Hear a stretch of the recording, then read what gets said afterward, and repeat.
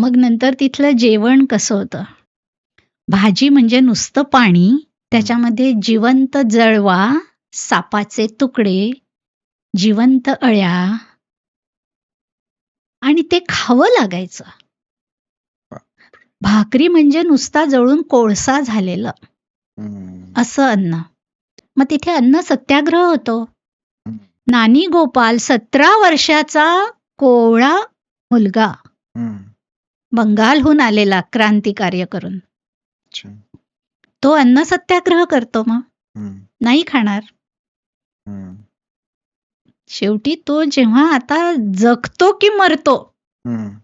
अशी स्थिती आल्यावर हा बारी बाबू सावरकरांना घेऊन त्याच्याकडे जातो आणि म्हणतो, "सावरकर तू त्याला समजव."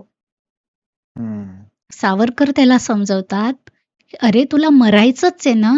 मग एका इंग्रज अधिकाऱ्याला मारून तू मर. हं. असा उपाशी मरू नकोस."